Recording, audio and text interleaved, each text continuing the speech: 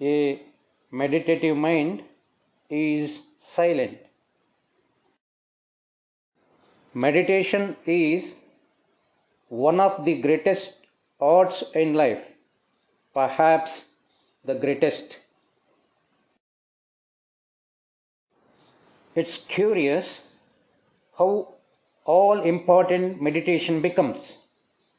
There is no end to it, nor is there a beginning to it. Meditation is to find out whether the brain, with all the activities, with all its experiences, can be absolutely quiet.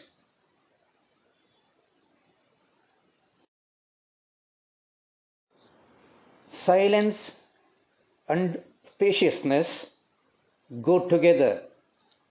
The immensity of silence is the immensity of the mind, in which a center does not exist.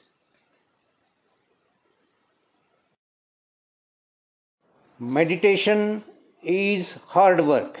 It demands the highest form of discipline, a discipline which comes through constant awareness not only of the things about you outwardly but also inwardly. A mind that is awake, intelligent, free, why should it need, why should it have any experience at all? Light is light. It does not ask for more light. Meditation is one of the most extraordinary things. It is not an intellectual affair, but when the heart enters into the mind has quite a different quality. It is really then limitless, not only in its capacity to think, to act efficiently, but also in its sense of living in a vast space where you are part of everything. Meditation cannot be learnt from another. You must begin without knowing anything about it and move from innocence to innocence. Meditation is not a separate thing from life. It is the very essence of life, the very essence of daily living. Meditation is not a means to an end. It is both the means and the end. Only in the flowering of thought and so ending thought does meditation have significance. Meditation is not the pursuit of pleasure or the search for happiness. Meditation, on the contrary, is a state of mind in which there is no concept or formula and therefore total freedom. I do not know if you have ever noticed that when you give total attention, there is complete silence. And in that attention, There is no frontier, there is no center as the me who is aware or attentive. That attention, that silence is a state of meditation. Meditation is not something different from daily life. Meditation is the seeing of what is and going beyond it. Perception without the word, that is, without thought, is one of the strangest phenomena. Then the perception is much more acute, not only with the brain but with all the senses. It can be called a total perception, and it is part of meditation. In the perception of meditation, there is no object and therefore no experience. Meditation is never in time. Time cannot bring about mutation.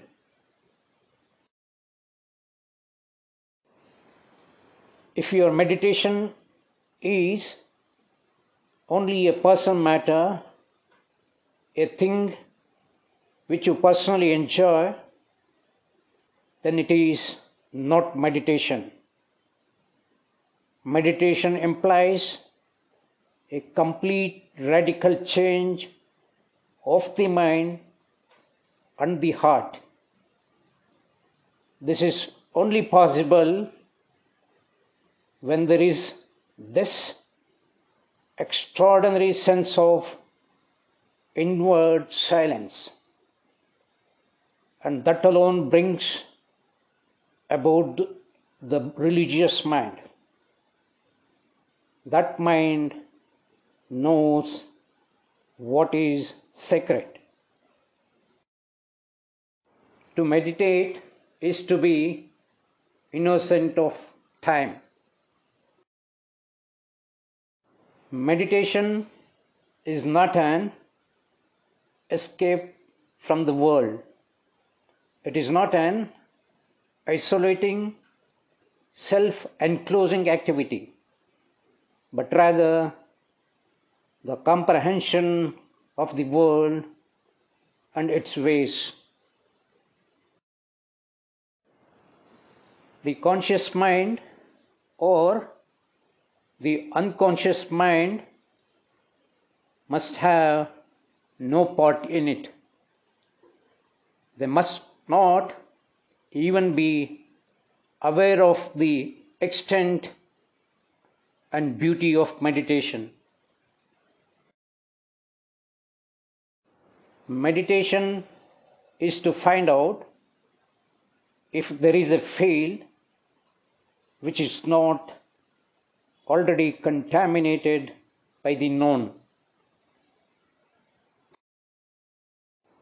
Meditation is the flowering of understanding.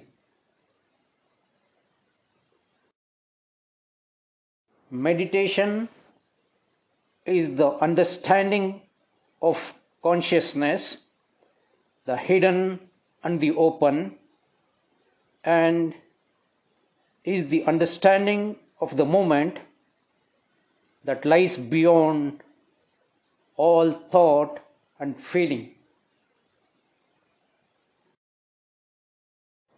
You know, you should never meditate in public or with another or in a group.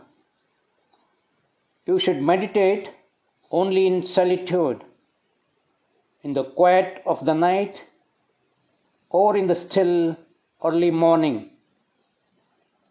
When you meditate in solitude, it must be solitude. You must be completely alone, not following a system, a method, repeating words, pursuing a thought, or shaping a thought according to your desire. This solitude comes when the mind is freed from thought.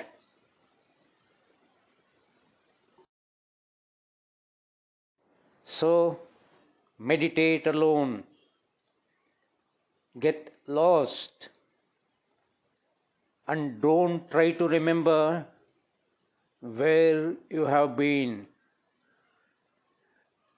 If you try to remember it, then it will be something that is dead. And if you hold on to the memory of it, then you will never be alone again. So meditate in that endless solitude, in the beauty of that love,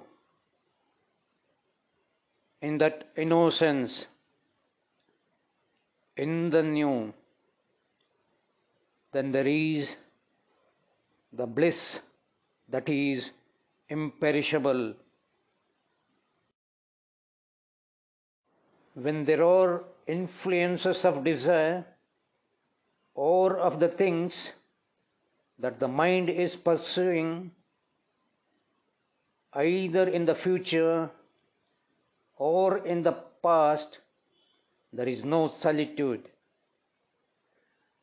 Only in the immensity of the present, this aloneness comes. And then in quiet secrecy, in which all communication has come to an end, in which there is no observer with his anxieties, with his appetites and problems, only then, in that quiet aloneness, meditation becomes something that cannot be put into words. Then meditation is an external movement. Meditation is not a means to end. There is no end, no arrival. It is a movement in time and out of time. Every system, method binds thought to time, but choiceless awareness of every thought and feeling, understanding of their motives, their mechanism, allowing them to blossom, is the beginning of meditation. When thought and feeling flourish and die, meditation is the moment beyond time. In this moment, there is ecstasy. In complete emptiness, there is love. And with love, there is destruction and creation. Meditation is that light in the mind which lights the way for action. And without that light, there is no love. Meditation is never prayer. Prayer, supplication is born of self-pity. You pray when you are in difficulty, when there is sorrow, but when there is happiness, joy, there is no supplication. This self-pity so deeply embedded in man, is the root of separation. That which is separate or thinks itself separate, ever seeking identification with something that is not separate, brings only more division and pain. Out of this confusion, one cries to heaven or to one's husband or to some deity of the mind. This cry may find an answer, but the answer is the echo of self pity in its separation. The repetition of words of prayers is self hypnotic, self enclosing, and destructive. The isolation of thought is always within the field of the known, and the answer to prayer is the response of the known. Meditation is far from this. In this field, thought cannot enter. There is no separation and so no identity. Meditation is in the open. Secrecy has no place in it. Everything is exposed, clear. Then the beauty of love is. On this morning, the quality of meditation was nothingness, the total emptiness of time and space. It is a fact and not an idea or the paradox of opposing speculations. One finds this strange emptiness when the root of all problems withers away. This root is thought, the thought that divides and holds. In meditation, the mind actually becomes empty of the past, though it can use the past as thought. This goes on throughout the day and at night. Sleep is the emptiness of yesterday, and therefore the mind touches that which is timeless.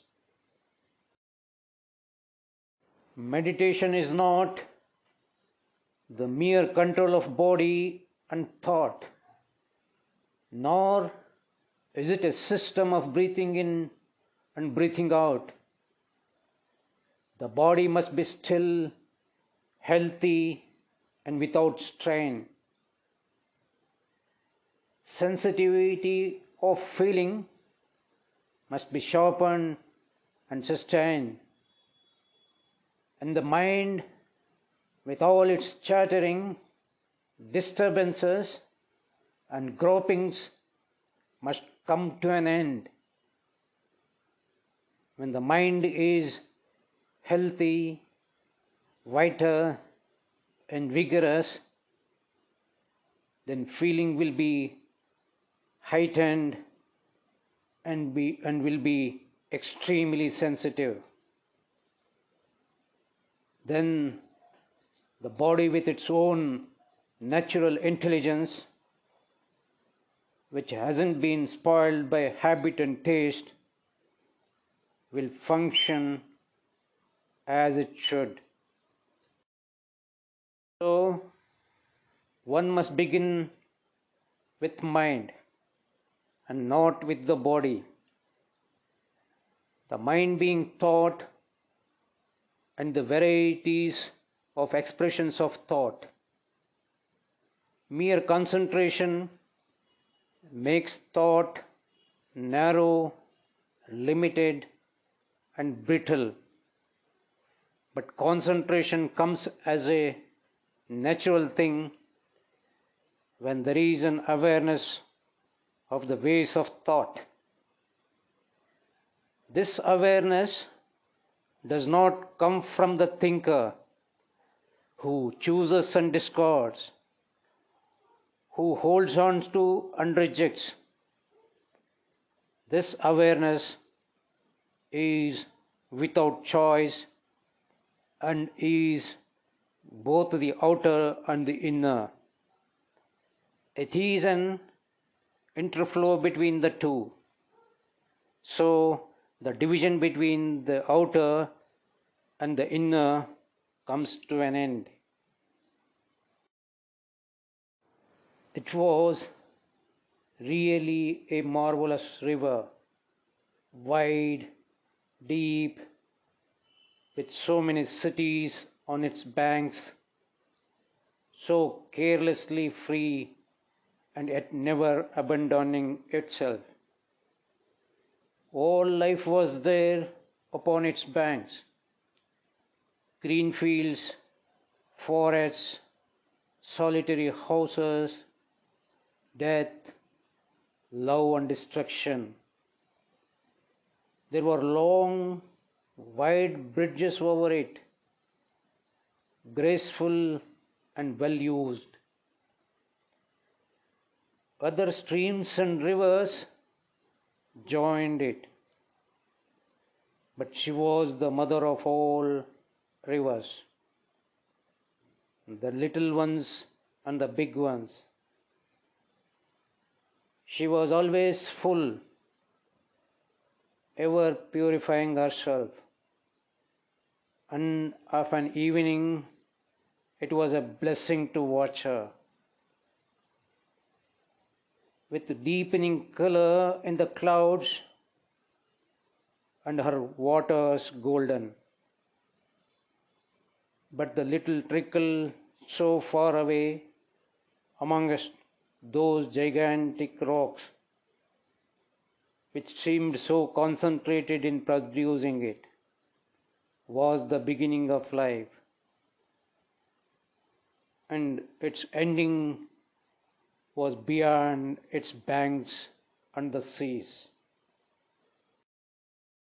Meditation was like that river, only it had no beginning and no ending. It began, and its ending was its beginning. There was no cause, and its movement was its renewal. It was always new.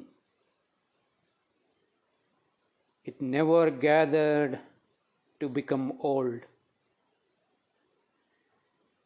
It never got sullied, for it had no roots in time. It is good to meditate, not forcing it, not making any effort, beginning with a trickle and going beyond time and space, where thought and feeling cannot enter, where experience is not.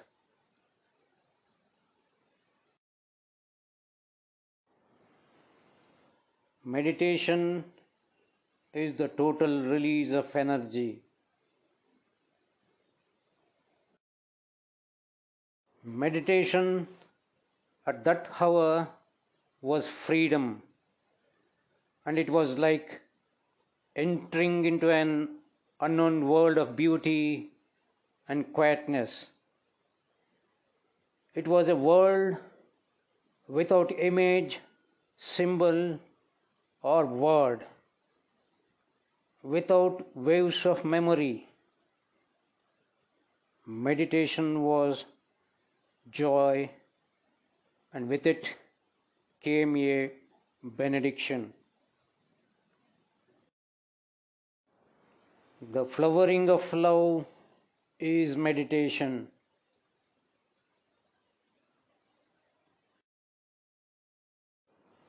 In meditation, one has to find out whether there is an end to knowledge and so freedom from the known. We don't realize how important it is to be free of the nagging pleasures and their pains, so that the mind remains alone. It is only the mind that is wholly alone that is open. You felt all this suddenly, like a great wind that swept over the land and through you. There you were, denuded of everything, empty, and therefore utterly open. The beauty of it was not in the word or in the feeling, but seemed to be everywhere, about you, inside you, over the waters, and in the hills. Meditation is this. Meditation is not concentration, which is exclusion, a cutting off, a resistance, and so a conflict. A meditative mind can concentrate, which is not exclusion, a resistance. But a concentrated mind cannot meditate. In the understanding of meditation, there is love. And love is not the product of systems, of habits, of following a method. Love cannot be cultivated by thought. Love can perhaps come into being when there is complete silence. A silence in which the meditator is entirely absent. And the mind can be silent only when it understands its own movement as thought and feeling. To understand this movement of thought and feeling, there can be no condemnation in observing it. To observe in such a way is a discipline, and that kind of discipline is fluid, free, and not the discipline of conformity.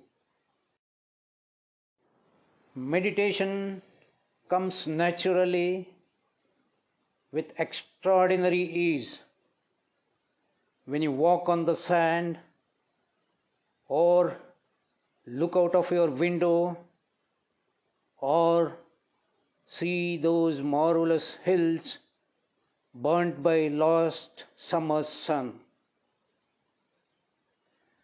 Why are we such tortured human beings with tears in our eyes and false laughter on our lips? If you could walk alone among those hills or in the woods or along the long white bleached sands, in that solitude you would know what meditation is. Meditation is a movement in and of the unknown. You are not there, only the moment. You are too petty or too great for this moment. It has nothing beyond it or in front of it. It is that energy which thought, matter cannot touch. The meditation of a mind that is utterly silent is the benediction that man is ever seeking. In this silence, every quality of silence is. Meditation is the action of silence.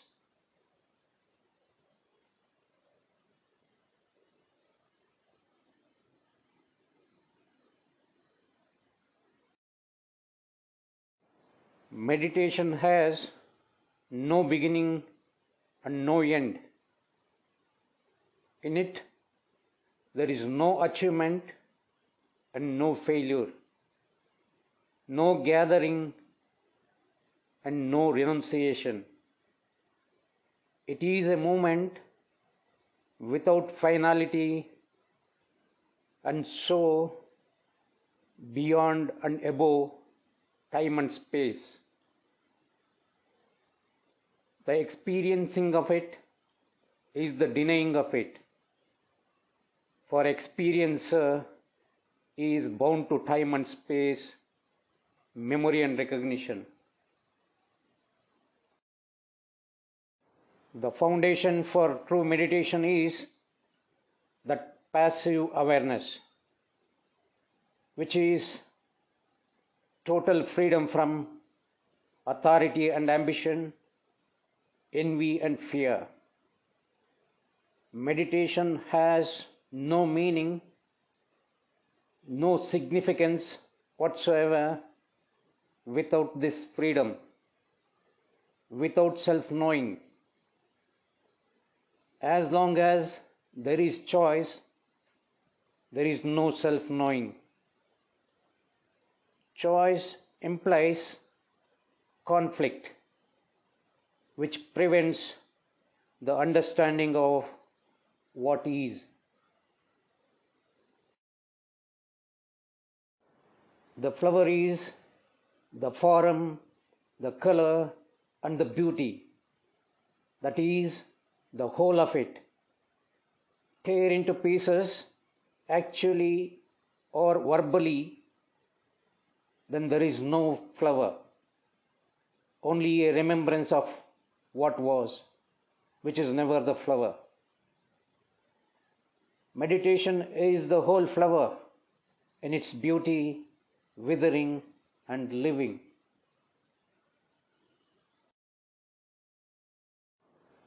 Meditation is the freedom from thought and a moment in the ecstasy of truth.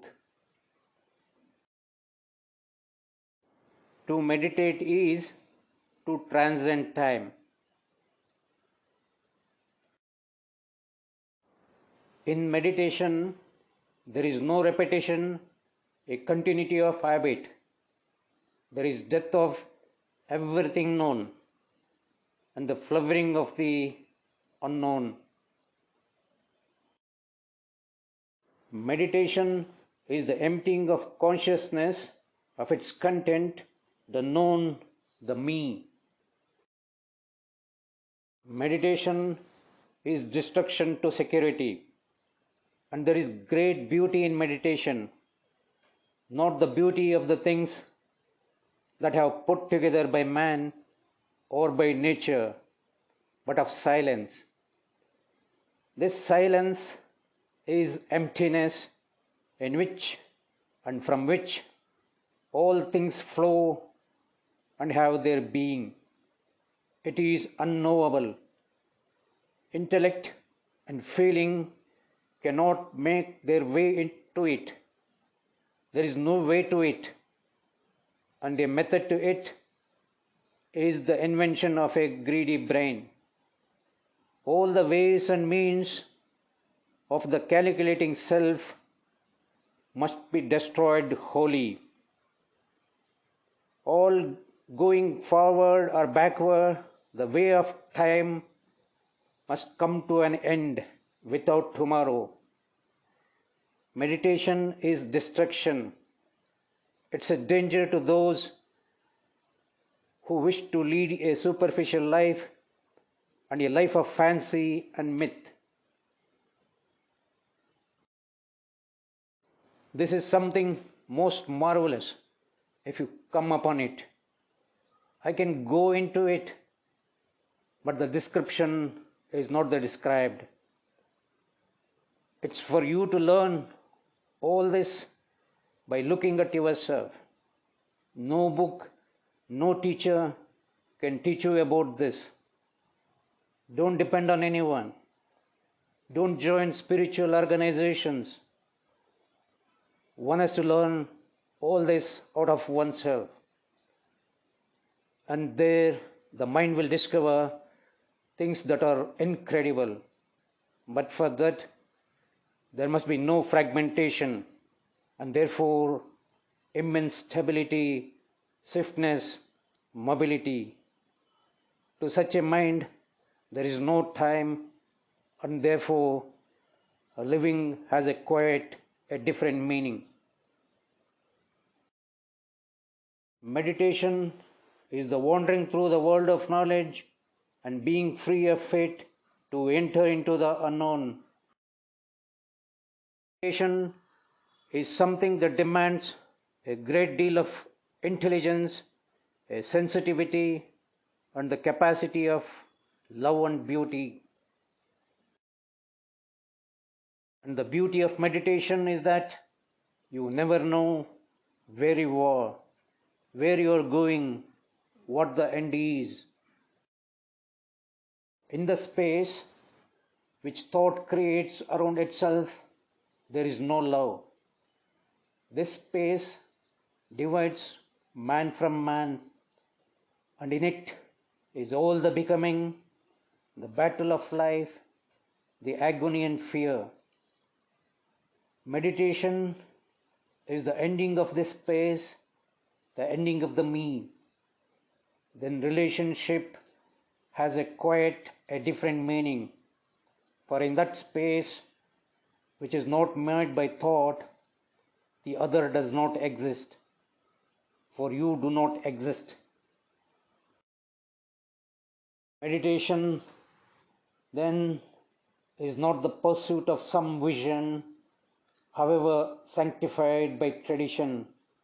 Rather, it is the endless space where thought cannot enter. To us, the little space made by thought around itself, which is the me, is extremely important. For this is all the mind knows, identifying itself with everything that is in that space. And the fear of not being is born in that space. But in meditation, when this is understood, the mind can enter into a dimension of space where action is inaction. Belief is so unnecessary as are ideals. Both dissipate energy which is needed to follow the unfolding of the fact, the what is. Beliefs, like ideals, are escapes from the fact, and in escape there is no end to sorrow. The ending of sorrow is the understanding of the fact from moment to moment.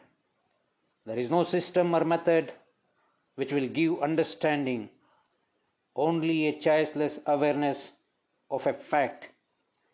Meditation, according to a system, is the avoidance of the fact of what you are.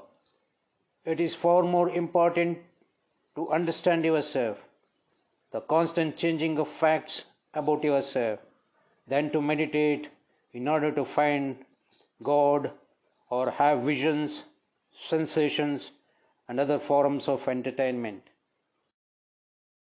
Once you have laid the foundation of virtue, which is order in relationship, there comes into being this quality of love and of dying, which is all of life.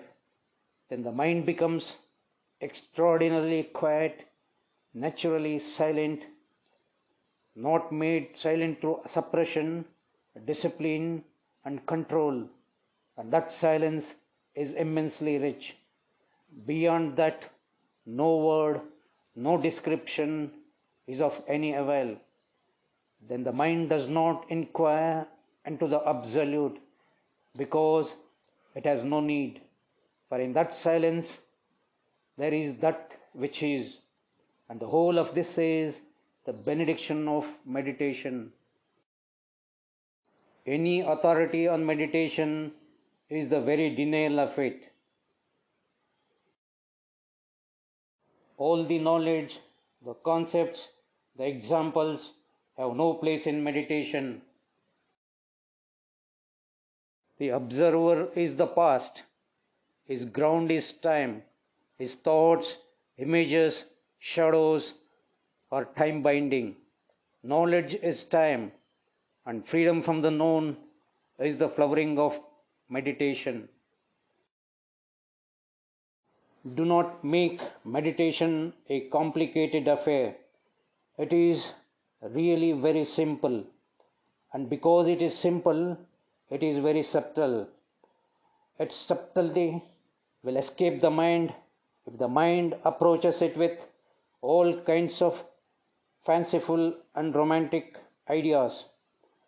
Meditation really is a penetration into the unknown, and so the known, the memory, the experience, the knowledge which it has acquired during the day or during 1,000 days must end. For it is only a free mind that can penetrate into the very heart of the immeasurable. So, the meditation is both the penetration and the ending of the yesterday. The trouble begins when we ask how to end the yesterday. There is really no how. The how implies a method, a system, and it is this very method and system that has conditioned the mind. Just see the truth of this. Freedom is necessary, not how to be free. The how to be free only enslaves you. If you do not know the meaning and the beauty of meditation, you do not know anything of life. You may have the latest car, you may travel all over the world freely, but if you do not know what the real beauty, the freedom, and the joy of meditation is, you are missing a great part of life, which is not make you say, I must learn to meditate. It is a natural thing that comes about. A mind that is inquiring must inevitably come to this. A mind that is aware, that observes which is in itself, is self understanding, self knowing. To understand what meditation is, one must lay the foundation of righteous behavior. Without that foundation, meditation is really a form of self hypnosis. Without being free from anger, jealousy, envy, greed, acquisitiveness, hate, competition, the desire for success, all the moral respectable forms of what is considered righteous, without laying the right foundation, without actually living a daily life free of the distortion of personal fear, anxiety, greed, and so on, meditation has very little meaning. Meditation is a marvelous thing if you know the meaning of a mind that is in meditation and not how to meditate. We will see what meditation is not, then we will know what meditation is. Through negation, you come upon the positive. But if you pursue positive, it leads you to a dead end. We say meditation is not the practice of any system. Machines can do that. So systems cannot reveal the beauty and depth and the marvelous thing called meditation. The meditative mind is seeing, watching, listening without the word, without comment, without opinion, attentive to the moment of life in all its relationships throughout the day. If I meditate and continue with what I have already learned, with what I already know, then I am living in the past within the field of my conditioning. In that, there is no freedom. I may decorate the prison in which I live. I may do all kinds of things in that prison, but there is still a limitation, a barrier. So the mind has to find out whether the brain cells, which have developed through millennia, can be totally quiet and respond to a dimension they do not know, which means, can the mind be totally still?